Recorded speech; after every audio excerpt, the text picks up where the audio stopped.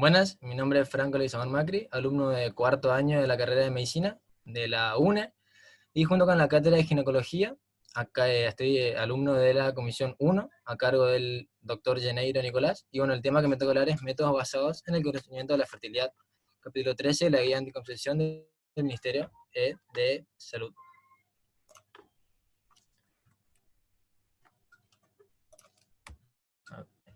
Bueno, vamos a empezar definiendo. Los métodos basados en el conocimiento de la fertilidad son métodos anticonceptivos basados en la abstención del coito vaginal en los momentos fértiles. La OMS la define a la abstinencia periódica como un método natural en el que se evitan las relaciones sexuales voluntariamente durante la fase fértil del ciclo con el fin de evitar un embarazo. Como todo método tiene ciertos requerimientos, en este caso van a ser el conocimiento por parte de la persona y de la pareja de los días fértiles, la convicción y voluntad de la abstención del coito, y en su efecto, si no se logra esa convicción, utilizar otro método como el de barrera durante esos días. En cuanto a las características, vamos a hablar de su eficacia. Primero voy a decir que la eficacia depende exclusivamente de la usuaria y de las parejas sexuales. Vamos a tener, como todo método, un uso ideal, un uso perfecto y un uso habitual.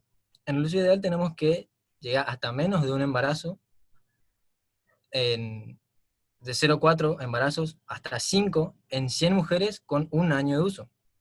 Sin embargo, en el uso habitual, en el uso corriente, llega hasta 24 embarazos cada 100 mujeres. Esto es mediante el índice de Pearl.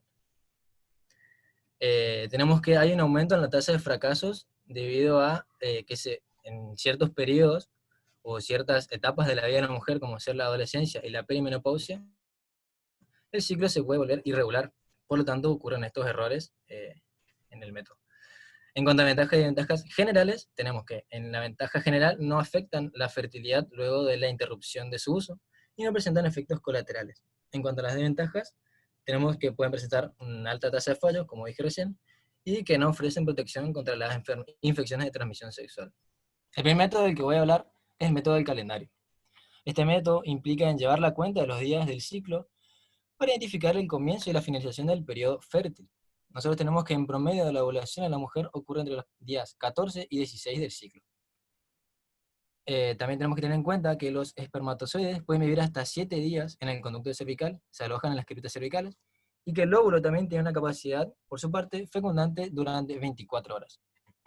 Se recomienda postergar su uso luego de un parto, si se está amamantando, y en caso de un aborto.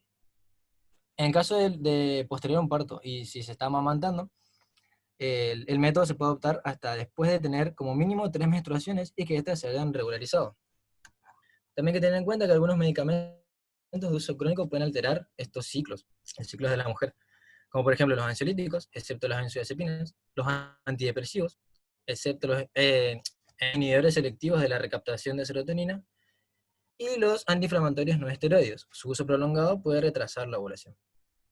Como ya dije anteriormente, estos métodos del calendario deben ser utilizados con precaución en adolescencia y perimenopausia, ya que el periodo de la mujer puede ser irregular.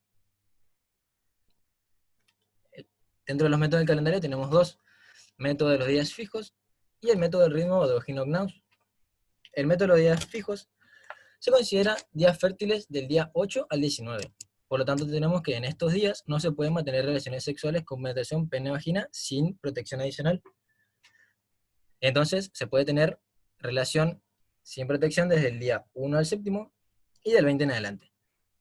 En este método tenemos lo que se llama collar del ciclo, que es un collar que cuenta con diferentes colores para ayudar a los usuarios a contabilizar días fértiles e infértiles. Bueno, el método del ritmo, o del Ogino-Knaus, este es más efectivo que el anterior, pero requiere un cálculo. Tenemos que deben registrarse los ciclos durante un año completo.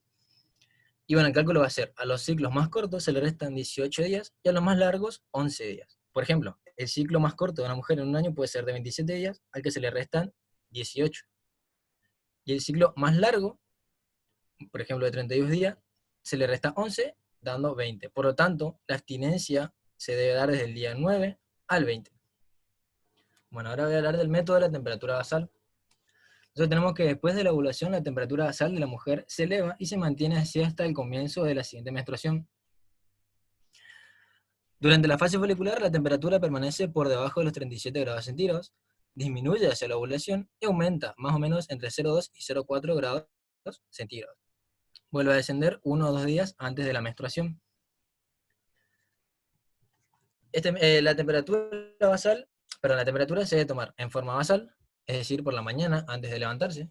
Tiene que ser diario, o sea, todos los días, durante 5 minutos, y de forma rectal, vaginal, oral. Posterior a esto, se registran tablas especiales, como la que tenemos a la derecha, que son de fácil lectura. Entonces vamos a tener que la abstinencia se debe dar desde el primer día del ciclo hasta 3 días después de la elevación térmica. El periodo de infertilidad, así entonces, se va a mantener hasta su próxima menstruación.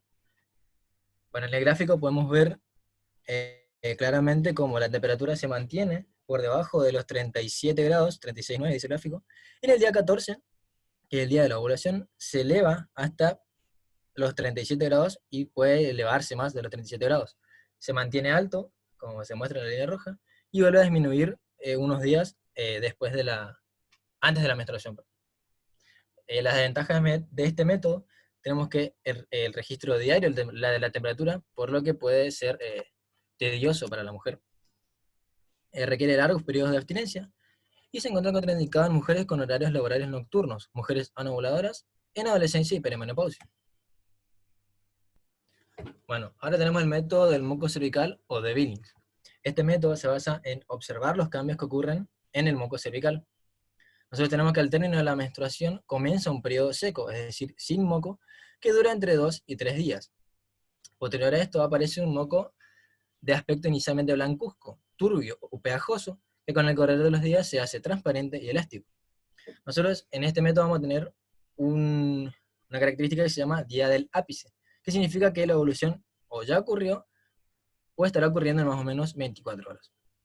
En el cuarto, este día del ápice se caracteriza justamente por la aparición de ese moco bien transparente y elástico, que es el moco de la ovulación. En el cuarto día después del día del ápice, comienza el periodo infértil, que dura hasta la menstruación siguiente. Por lo tanto, tenemos que la abstinencia se da desde el día en que aparece este moco hasta el cuarto día después del ápice. Este método se debe evitar en infecciones cervicovaginales, estímulo sexual y durante la lactancia. Por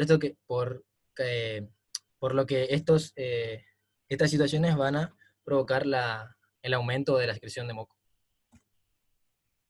Y bueno, para mayor información pueden consultar las guías del Ministerio de Salud de la Nación sobre anticoncepción. Muchas gracias.